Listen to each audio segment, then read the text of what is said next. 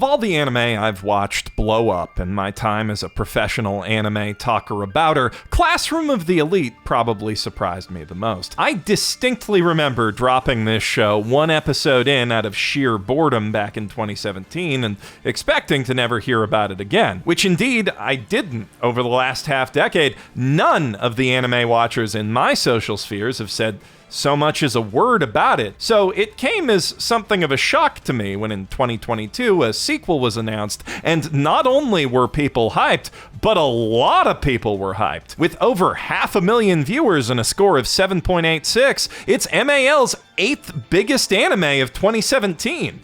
What's more, based on informal polls with admittedly terrible sampling methodology, the vast majority of those people appear to be teenagers or young adults. Never before in my life have I felt so 30. And what's worse, I've apparently been this 30 since I was 25. Needless to say, upon this realization, I resolved to watch the whole series as soon as season 2 wrapped, in hopes of finding what I was missing, or failing that, at least some good roasting fodder. I needed to know, am I so out of touch? Or is it the children who are wrong? Normally, the mere fact that I'm asking myself such a Simpsons quotable question would tell me it's the former, but then every time I actually go and look at the fucking thing, my own eyeballs scream otherwise. But of course, it is shallow to judge an anime on visuals alone. We should talk about the story first. So, it's some indeterminate amount of time in the future, and Japan has established a special school isolated on an artificial island in Tokyo Bay, where the nation's most promising youths are trained to survive and thrive in the real world. And their results speak for themselves, boasting 100% job and university placement for all of the students who manage to graduate. I'm not sure why it's the future, honestly. The teens who attend the academy are all quite contemporary in temperament, and the only kind of futuristic stuff we even see in the setting are the aforementioned artificial island, and of course the hyper-advanced, notchless smartphone technology. But nothing about how the school itself works couldn't be accomplished right now with a super overcluttered e-wallet app plus a regular amount of security cameras for a typical American high school. Tokyo Metropolitan Advanced Nurturing School is basically just a brutalist boarding school with its own company town where the school store ought to be. Students are awarded a varying amount of Tokyo Metropolitan Advanced Nurturing School fun bucks every month based on the amount of points that their class has cumulatively accrued on an opaque ranking system that rewards good grades but deducts points for behavior that reflects poorly on the school, like littering or loitering or kicking people's asses in public. And here's the real kicker: nobody tells the students any of this. As part of their preparation for the real world, the school refuses to lift a finger to stop them from fucking their own lives up. But on the flip side, it also gives them an unprecedented degree of autonomy in how they approach their studies. In addition to earning fun bucks, classes are ranked A through D based on their point total, with higher ranked classes getting special treatment and, as you might expect, the underachieving misfits of Class D getting a whole load of fuck all with a side of bullying. But, of course, if you've seen an anime before, you know that a pack of underachieving misfits is just a pack of overachieving misfits waiting to happen with the power of friendship. And once they got that, they're gonna rise to the top and live it up and stuff. And we're all gonna watch them do it. Now, depending on how much anime you've seen, especially if one of them's Baka and Test, a lot of that's gonna sound familiar to you. Much of what Classroom of the Elite does has been done before, but of course, execution is more important than originality, and that's all the justification I need to finally start shitting on those visuals. While it can be decently handsome in brief, isolated moments, Classroom of the Elite features some of the jankiest, stankiest animation this side of Ghibli. Characters spend about as much time off-model as on, even when they're just standing around talking, which is most of the time. And outside the last 2 episodes of Season 2, there's hardly any Sakuga to spare for even the action scenes. The only things given any kind of clear priority in the show's animation pipeline are thighs, butts, tummies, and cleavage, which are all so heavily airbrushed that they end up looking like a totally different, bootleg UFO table anime. Here we can see Sakura zipping up a portal to that other anime's dimension. Of course, this is far from the only anime to give its ecchi scenes extra love like this, but few are so blatant with their bias for the boobies or their total lack of shits to give about literally anything else. Even in tense, plot-important dialogue moments, Classroom of the Elite will frequently just pan over random background shots or unrelated animation loops to fill time, like they've straight up given up on visually directing the show at all. You see this generic sports festival filler? Yeah, that's actually a pivotal moment in a 2-season-long character arc where a character is threatening the protagonist. Still, as we've seen with One Punch Man 2 and Tokyo Revengers, completely fucking up almost everything in an adaptation isn't necessarily a deal breaker for the broader anime audience, so long as the script's still strong. And in light of that, I'm even more perplexed. Sorry to inform you, but unlike our arrogant hero Icarus, I do not intend to challenge the sun. Okay, I'm sorry. I was kind of cherry-picking there for the sake of a joke.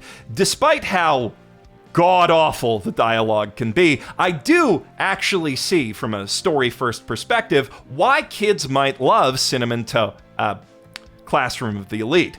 Because there's swirls of pretty good character writing and not quite every bite, but a good number of them. When it's not being unbelievably unsubtle or trying to plow through as much plot in as little time as possible, Classroom of the Elite's dialogue can be fairly snappy and clever, with jokes that both get laughs and enrich our understanding of the characters. And those characters themselves are pretty good on the whole. There's a whole lot of them too, almost a whole class full in fact, plus a handful of important ones from the other 3 classes, upperclassmen, teachers, other staff, etc., etc., and all of them have strong enough personalities to at least distinguish them from one another. They mostly fit into standard high school anime archetypes: jocks, nerds, bullies, popular kids, class idiots / pervs, delinquents, wallflowers, and so on. But they have other traits to differentiate them, like how one jock is a flaming narcissist while the other has a violent inferiority complex, or how the nerd herd has a clear leader-follower hierarchy. The class idiots have a whole Three Stooges bit going on that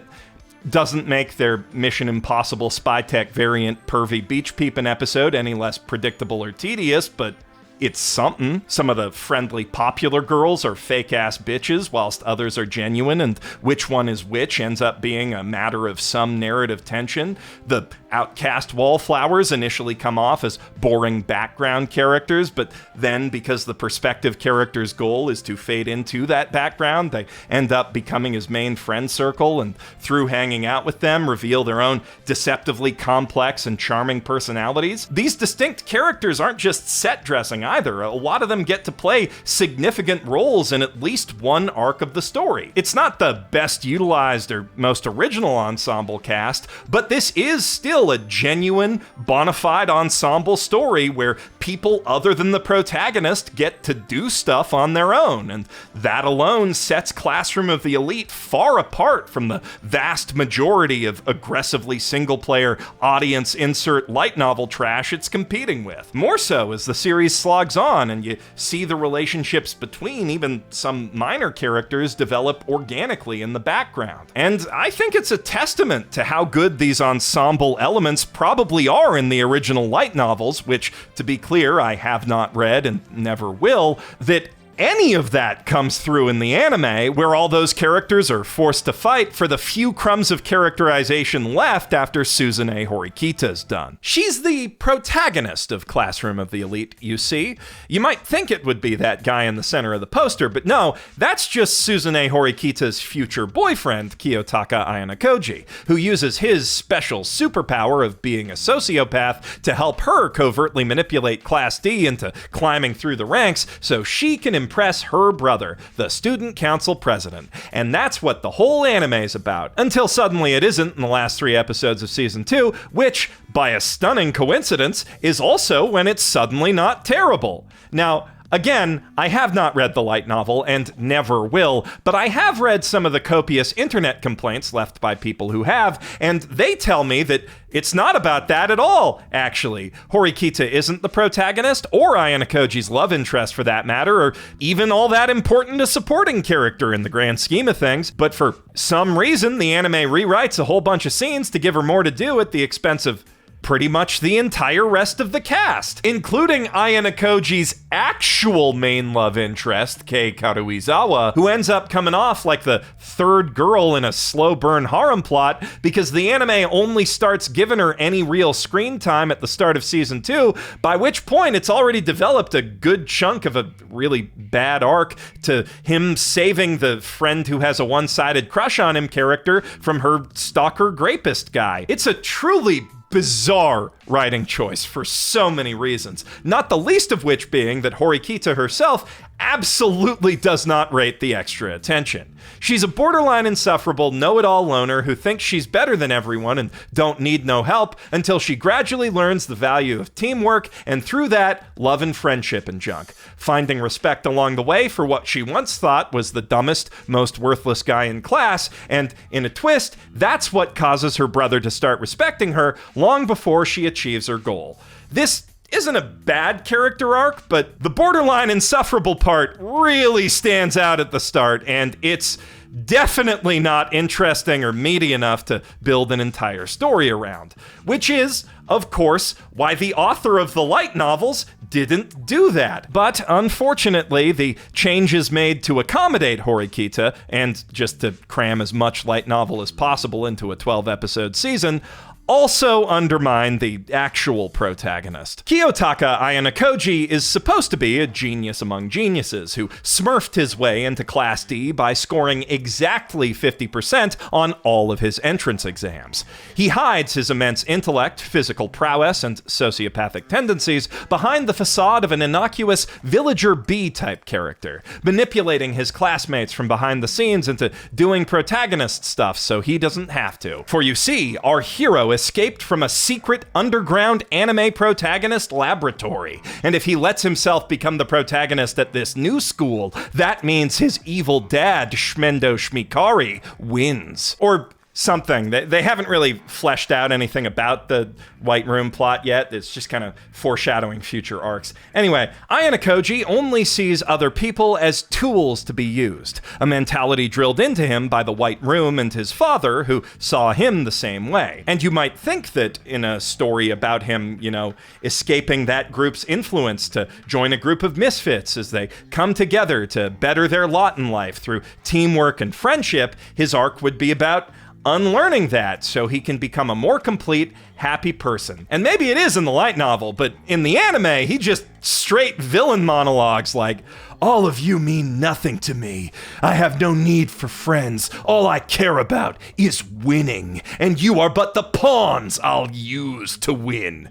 Which the direction, acting, and writing all frame as the unironically coolest, most badassest thing ever. And looking at the no Ayano Koji posting rule on the series subreddit, it appears the edgy anime youth of today are taking that pretty much the same way the edgy anime youth of my day took Light Yagami. Though I can't say for sure how many of the "he just like me for real" posts or the "how to be Ayano Koji" videos and Quora answers out there are sincere versus ironic, and besides that, that's not what really bugs me about his character. I may have grown past wanting to be Light Yagami, thank Haruhi, but I've never stopped being entertained and engaged by him as a character because whether or not I like or agree with him, his genius feels genuine and interesting. He and Elle are both able to offer up copious novel observations about their surroundings, story events, other characters, and each other that your average reader would never pick up on, yet which make perfect,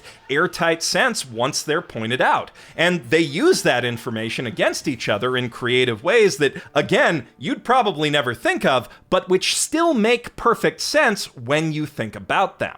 This is the same quality that makes the mind games of Kaiji and Kaguya-sama so compelling. The author has thought deeply about not just what the characters know, but how they know it, who else knows it, what leverage that information gives them, how the things they know and don't know unconsciously affect their behavior, and how sharper characters and readers might learn new things from that, how the logic they operate on can itself be used against them to lead them to the wrong conclusions. What kind of problems will actually test their knowledge and abilities to the utmost in a way that's engaging for the reader?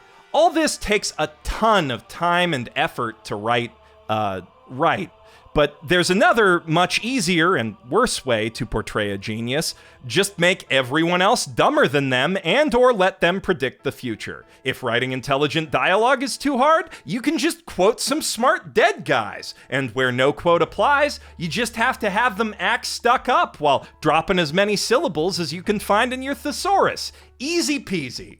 Once you know the trick, you'll spot these everywhere and come to hate them as I do.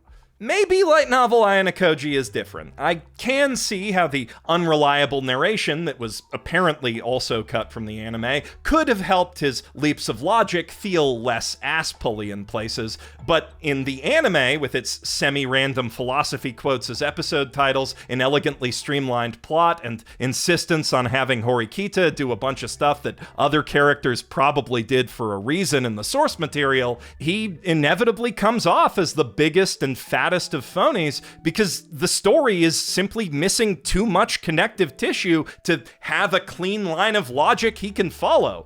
Plus a ton of non-plot essential scenes that likely contain subtle clues and essential context. And that's not even accounting for any details lost to the sheer sloppiness of the production. What clues and red herrings do remain are often so blindingly blatant that the only reason one might not see what they're pointing at is it just feels too stupidly obvious. Like in the Desert Island Survival exam, where there's a secret saboteur sowing discord in Class D's camp by stealing panties and pitting the girls against the boys. And also, they just took in this one girl who claims that she was beat up and kicked out of Class C, the sneaky violent jerk class who suspiciously don't appear to even be trying to win the exam, and they waste a whole fucking episode going back and forth on who it might be sabotaging the camp, but then it's her. Obviously, who else would it fucking be? The whole fucking arc feels like a colossal waste of time, largely due to the way that it's structured. Apparently, in the light novels, Kiyotaka doesn't actually reveal his sociopathic side to the audience until the end of this arc in Volume 3. So the whole thing intentionally cuts around all of the strategic moves that he and the other class leaders are making, instead focusing on character interactions and tropey summer vacation bits until the reveal that the villains were one step ahead of Class D the whole time, but Kiyotaka was 3 steps ahead of them and us.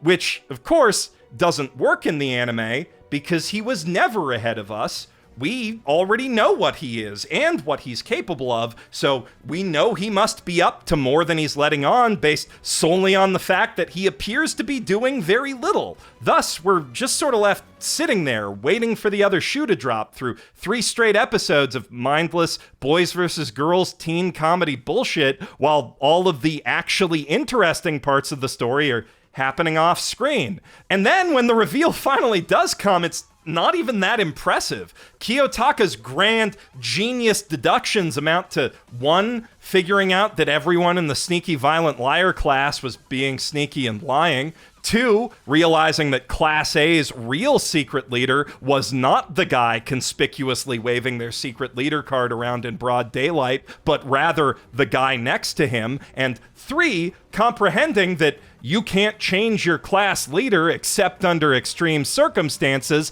means that you can change your class leader under extreme circumstances.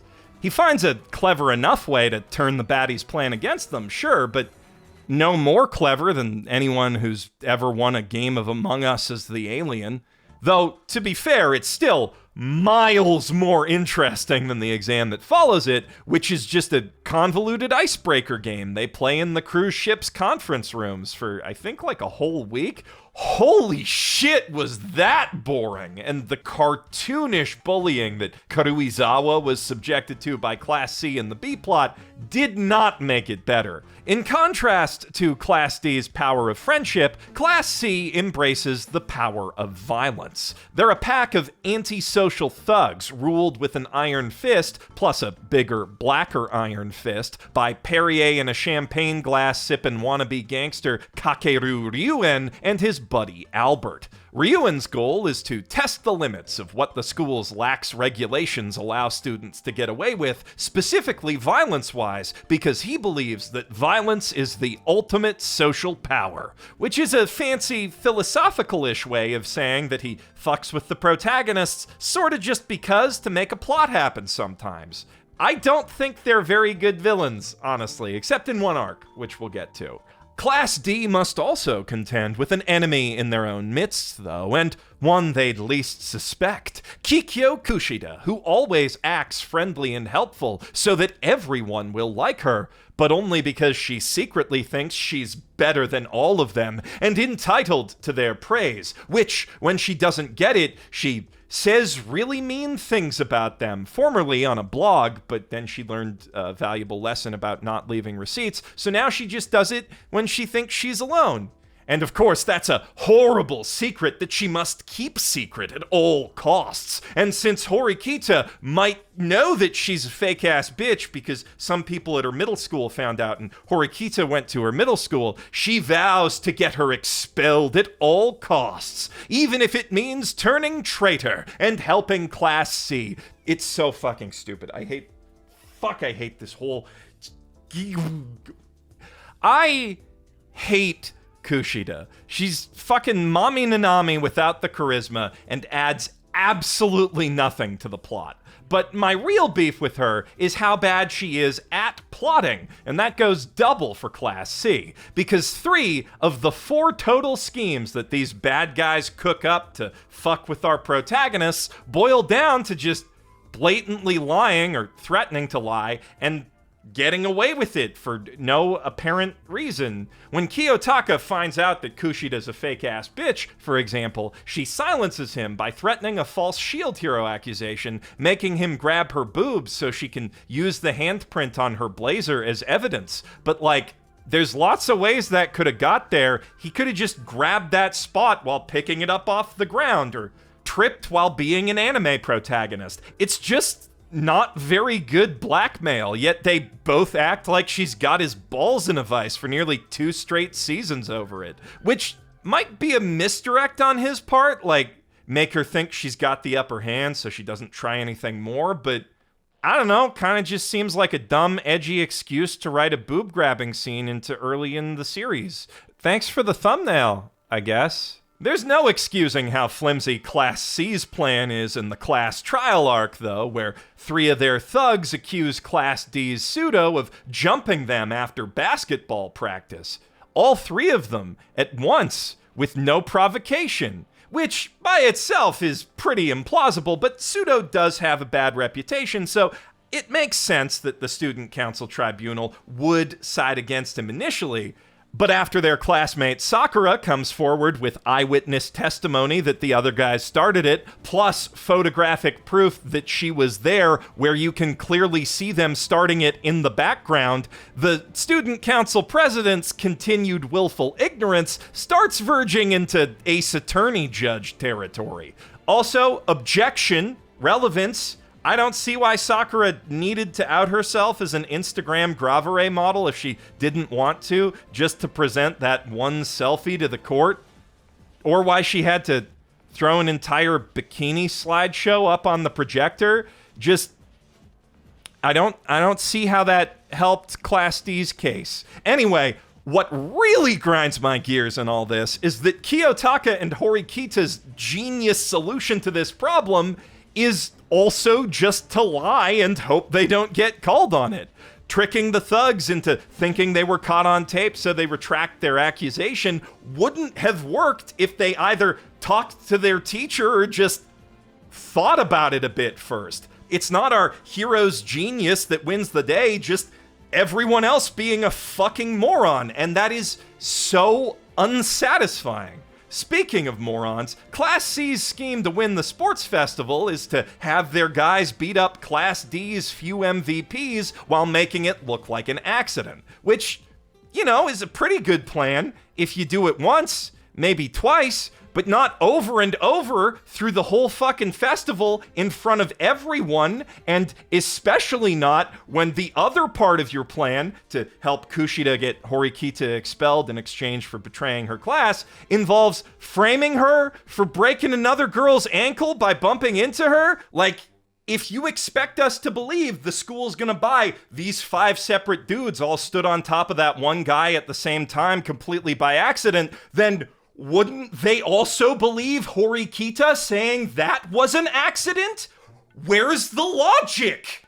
And the way it resolves is one of the least satisfying mental battles I've ever seen in an anime. With Horikita opening, I recorded you confessing to breaking the girl's leg to frame me. Ryuen countering, I recorded you recording me confessing, plus the part where you said you'd edit out the part where I said my confession was all hypothetical. And then Kiyotaka countering via text message, I recorded you plotting to frame Horikita, plus also the part where you broke your own classmate's ankle, thus rendering the whole exercise a pointless fucking waste of time. Which is also how I described the whole subplot about Kushida trying to get Horikita expelled using like a bet on a math test. They're 2 of the least interesting characters in the whole cast, and I genuinely hate how much screen time they get. With all of that said, there is at least a point to Kiyotaka sending that audio to Ryuen. By doing so, he reveals that Class D's secret mastermind also has a mole in Class C, and when Ryuen uncovers that mole, he also discovers that she was being blackmailed over bullying Kei Karuizawa, which primes him to kidnap Kei as a last resort when every other lead on the secret mastermind comes up short. Which plays right into Kiyotaka's hands, because by kidnapping his love interest, Ryuen has unwittingly given him legal license to go full anime protagonist on his ass. This is, unironically, the cleverest trick that anyone pulls in this whole anime. The breadcrumbs Kiyotaka leaves are subtle enough that I believe Ryuen would think that he found them himself, yet you can clearly see how the traps were laid and sprung without the anime needing to spell everything out. I wouldn't call it a great mind game. It wouldn't be half as satisfying without the big Sakuga-laden fight at the end, but it is satisfying with that fight scene, and the scene itself looks pretty good. Using that backlighting effect to cover up the fine details in the line art was a really good call. What's more, the episodes before and after that scene finally give some of the cast besides Horikita room to breathe, show us the first slight hints of genuine humanity in our hero, and even have some nice-looking non-fight animations to boot. Also non-booty animations. Right at the end there, Classroom of the Elite does become a genuinely pretty good anime with a kinda smart protagonist. Well, a genre-aware caricature of a smart protagonist, anyway. Hey, look at me, Horikita!